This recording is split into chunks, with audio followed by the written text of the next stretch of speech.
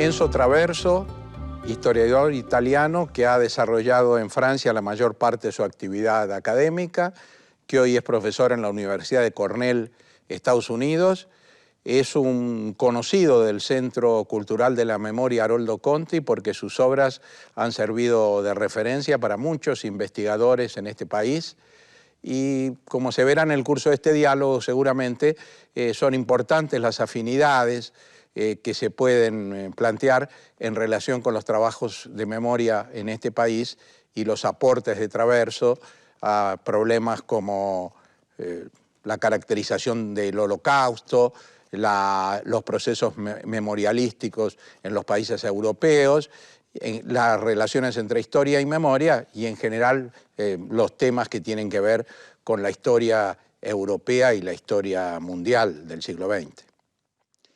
Si te parece, Enzo, podríamos comenzar por preguntarnos por qué razón la memoria del Holocausto se transforma en lo que tú has llamado una religión civil y adquiere una dimensión tan importante recién en las últimas décadas del siglo XX, siendo que se trata de un proceso ocurrido en los años 40. Yo creo que esa transformación de la memoria del Holocausto en lo que yo llamo una religión civil del mundo occidental está vinculada al fin del siglo XX. Y con este cambio histórico, el mundo empezó a plantearse preguntas sobre el siglo que se acabó. Y repentinamente el siglo XX aparece como una época que se acabó y que hay que mirarla con cierta distancia. Y en esta nueva perspectiva que empieza al final de los 80, al principio de los 90, el siglo XX toma un perfil de la época de la violencia, de las guerras, grandes guerras mundiales, la época de los totalitarismos y la época de los genocidios. Es en el siglo XX que el concepto mismo de genocidio es forjado. Y entonces la memoria del Holocausto se vuelve en paradigma. Y casi de las violencias del siglo XX, y casi en metáfora del siglo en su conjunto.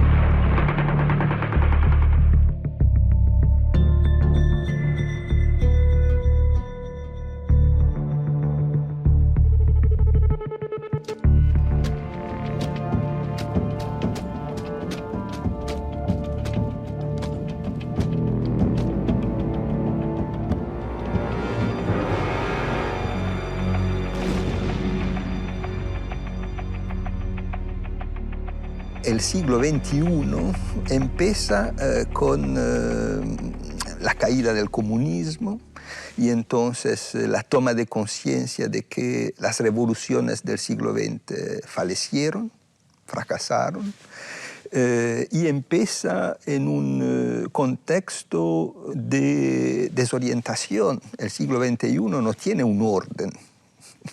Y el siglo XXI es un siglo que comienza sin utopías. Y es un siglo que fue caracterizado como postideológico. Pero todo el contexto favorece una focalización que puede ser también una focalización obsesiva, ¿no?, sobre la violencia y las víctimas, olvidando, evacuando la memoria y el recuerdo de las revoluciones.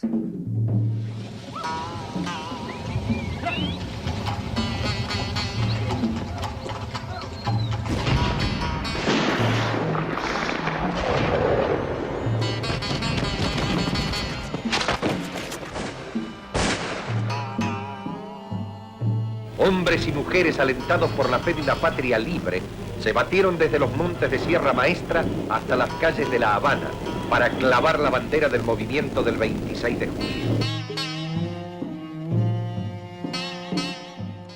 Volviendo a 1989, el año de la caída del muro de Berlín, ese fue un año también muy particular en la Argentina.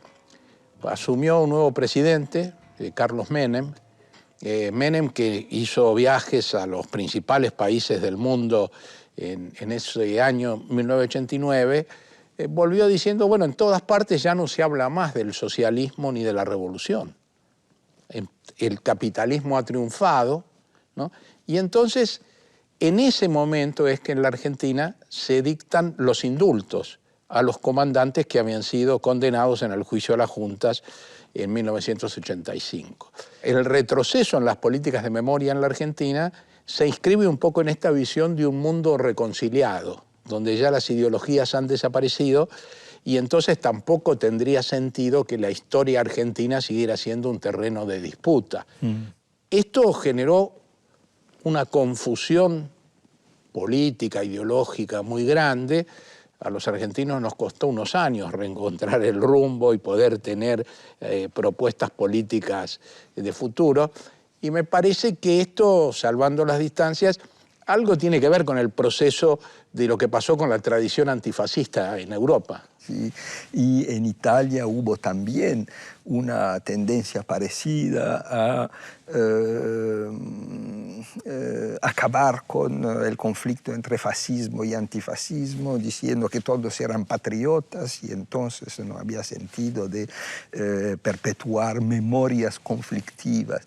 Pero creo que fue un momento, una etapa. La memoria del Holocausto no produce más ese tipo de conflictos, porque la memoria del Holocausto es la memoria de un genocidio que está universalmente reconocido y el nazismo está condenado por la historia y entonces no es un pasado de guerras civiles que todavía producen conflictos en el presente.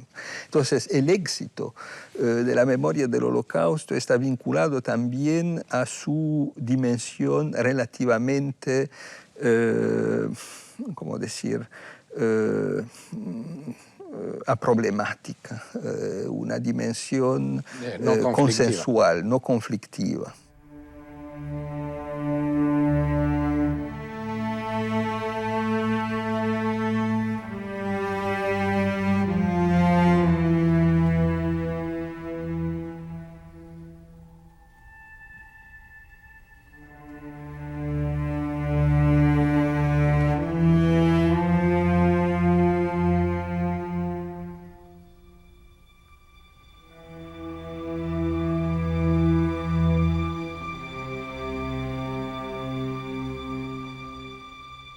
En el caso argentino, el Holocausto fue una referencia muy importante. Sufrimos una influencia importante de esta nueva orientación memorialística que se da en Europa. Y esto en un país donde la influencia de la cultura judía es importante y donde además tuvimos en esa década de 1990 dos atentados muy serios contra la embajada y contra la Mutual Judía. Entonces, de algún modo, la cultura judía jugaba como un elemento de afirmación de la memoria, de necesidad de la memoria. Y ahí descubrimos, los argentinos, un autor que había sido editado en la Argentina hace muchas décadas antes, pero que pasó inadvertido entonces, como le ocurrió en casi todo el mundo, que es Walter Benjamin, y Walter Benjamin, con esa curiosa mezcla de marxismo y mesianismo judío, y bueno, fue también un elemento para importante en las reflexiones sobre la memoria en la Argentina. Uh-huh. Hasta aquel momento la recepción de Benjamin era una recepción básicamente estética, es decir, Benjamin como crítico del arte, como crítico literario y no como pensador de la historia. Y es en aquel cambio de siglo, digamos, que la figura de Benjamin aparece como una referencia para pensar una articulación nueva entre historia y memoria.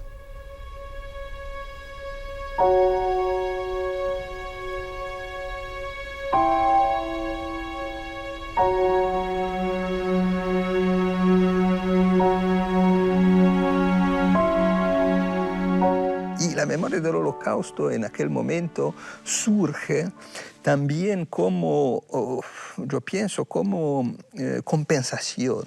Es decir, ese acontecimiento que fue un corte tan profundo en la historia del mundo, en la historia de Europa en particular, la metabolización, la elaboración de la memoria de parecido acontecimiento tuvo tiempo.